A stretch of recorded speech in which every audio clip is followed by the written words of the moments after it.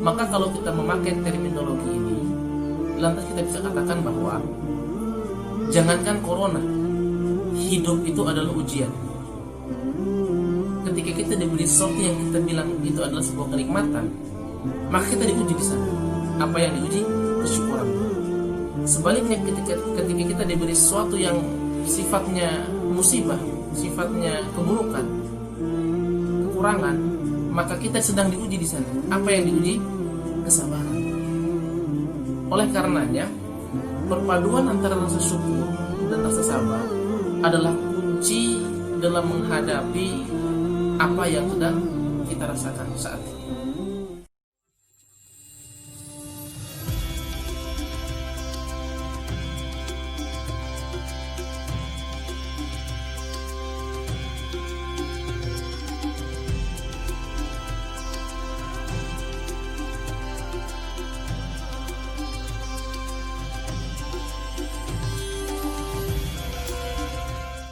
Assalamualaikum warahmatullahi wabarakatuh.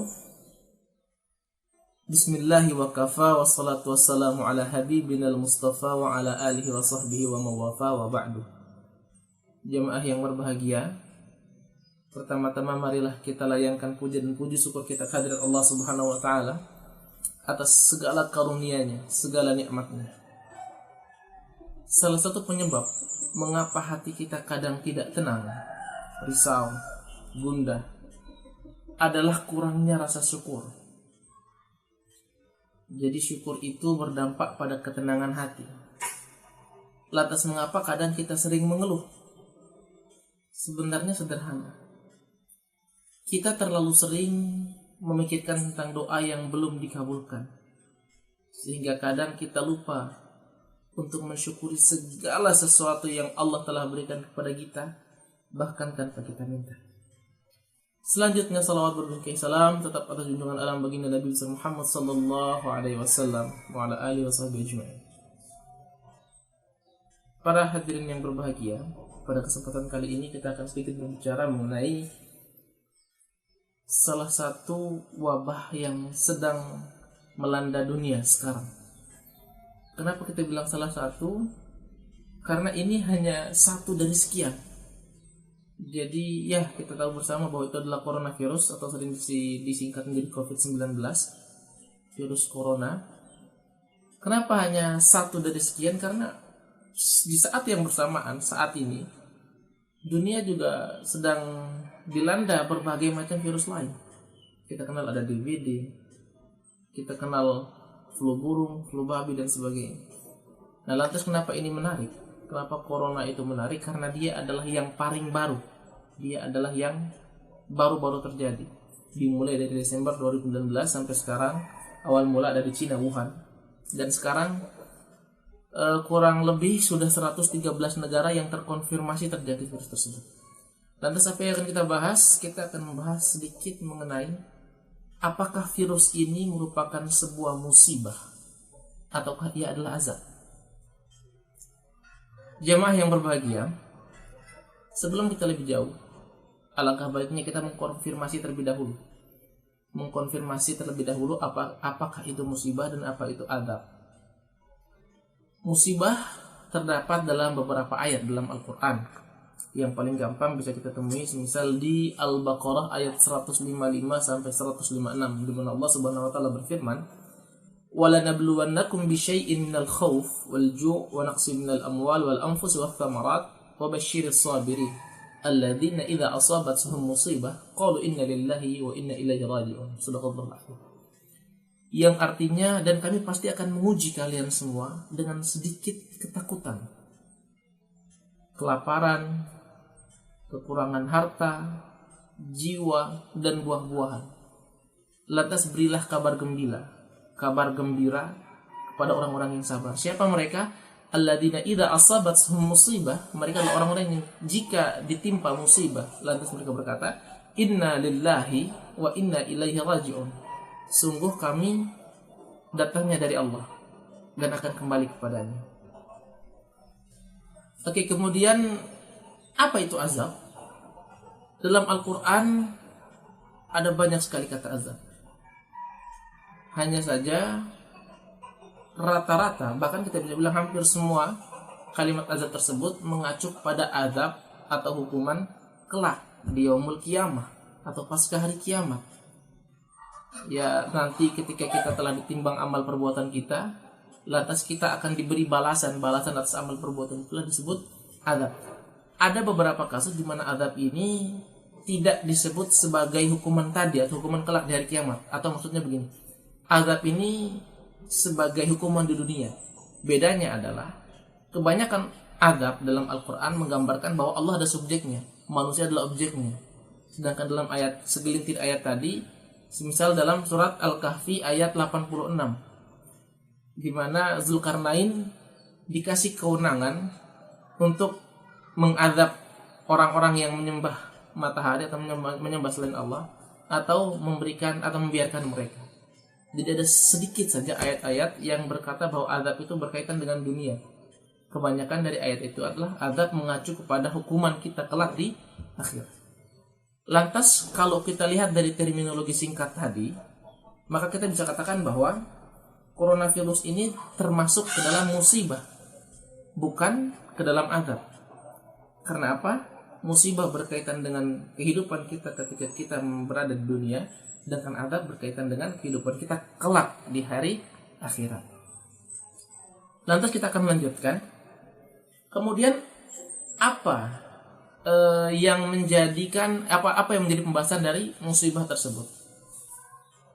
Dalam berbagai kasus dalam Al-Quran, semisal tadi dalam surat Al-Ankabut ayat kedua, di mana Allah Subhanahu wa taala menegaskan, Bismillahirrahmanirrahim, afahasiban nas ayyutsraqu ayyaqulu amanna wa hum la yuftanun. Apakah manusia mengira mereka akan dibiarkan mengatakan kami telah beriman sedangkan mereka tidak diuji? Musibah sering dipadankan dengan kata ujian, dengan kata cobaan. Dan banyak sekali ayat-ayat Al-Quran yang berbicara mengenai ujian dan cobaan. Bahkan hidup, mati, itu adalah cobaan, itu adalah ujian. Allah Subhanahu wa taala menegaskan dalam Al-Quran dalam surat Al-Mulk, Bismillahirrahmanirrahim, Tabarakalladzi biyadihil mulk wa huwa ala kulli syai'in qadir, alladzi khalaqal mauta wal hayata liyabluwakum ayyukum ahsanu amala wa huwal azizul ghafur. Dialah Allah yang telah menjadikan mati dan hidup untuk menguji kita. Siapakah di antara kita yang paling baik amalnya? Maka kalau kita memakai terminologi ini, lantas kita bisa katakan bahwa jangankan corona, hidup itu adalah ujian. Ketika kita diberi sesuatu yang kita bilang itu adalah sebuah kenikmatan, maka kita diuji di sana. Apa yang diuji?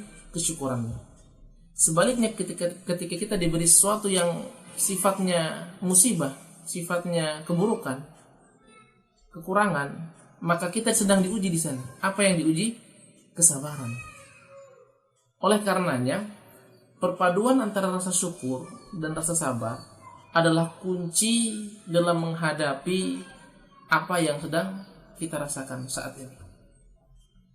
Lantas pertanyaan selanjutnya, bagaimana kita menyikapi kasus yang sedang merebak sekarang atau menyikapi virus corona tadi? Ada sebuah rumus yang diajarkan tadi di ayat pertama kali tadi ketika kita mengatakan bahwa orang-orang yang sabar adalah orang-orang yang ketika mereka ditimpa musibah mereka lantas berkata, Inna lillahi wa inna ilaihi raji'un. Kami datangnya dari Allah dan akan kembali kepada Allah. Jadi merumuskan atau memakai rumusannya dalam kehidupan, maka mengindikasikan bahwa ini merupakan sebuah penyerahan total seorang manusia kepada pemiliknya atau kepada Khalik, seorang makhluk kepada Khalik, seorang yang diciptakan kepada yang menciptakan. Maka kita sering diajarkan oleh Rasulullah doa, di mana doa itu sangat indah, yang berbunyi, Allahumma ja'al hayatana ziyadatan lana min kulli khair waj'alil mauta rahatan lana min kulli shar. Ya Allah, jadikanlah hidup kami ini adalah ladang untuk menambah kebaikan-kebaikan kami, dan jadikanlah mati kami sebagai istirahat dari segala keburukan kami. Yang menjadi permasalahannya adalah kebanyakan dari kita menganggap bahwa kita aman-aman saja. Kita sedang tidak diuji, kita sedang tidak dicoba. Misal dalam Al-Quran Allah menggambarkannya dalam surat Al-Mulk ayat 16 sampai ayat 17. A'amintum man fis sama'i ay yakhsifa bikumul arda fa idza hiya tamur. Apakah kamu merasa aman terhadap Dia yang berada di langit bahwa Dia akan menjungkir balikan bumi bersamamu sehingga menjadikan tiba-tiba bumi itu tergoncang, luntuh, luruh lantah. Amintum man fis sama' ayursila 'alaikum hasiban fasata'lamuna kaifa nadir. Atau apakah kamu merasa aman terhadap Allah yang berada di langit bahwa Dia akan mengirimkan badai yang berbatu? Maka kelak kamu akan mengetahui bagaimana akibat mendustakan peringatan Allah.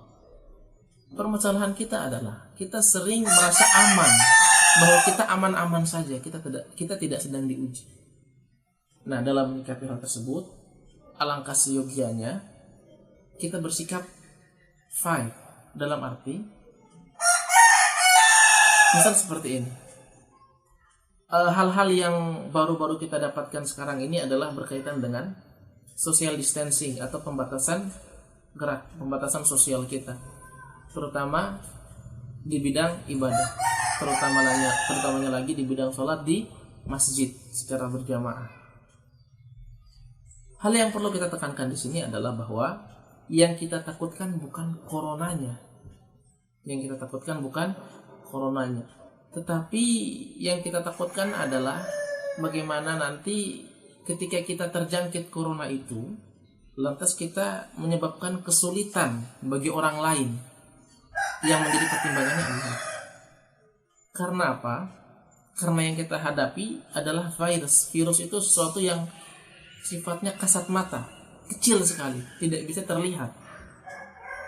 Jadi dia akan mudah berpindah dan akan mudah menjangkiti, terutama bagi manusia atau orang-orang yang sudah umurnya lanjut usia atau anak-anak kecil, di mana yang imunitas atau sistem imunnya masih rendah.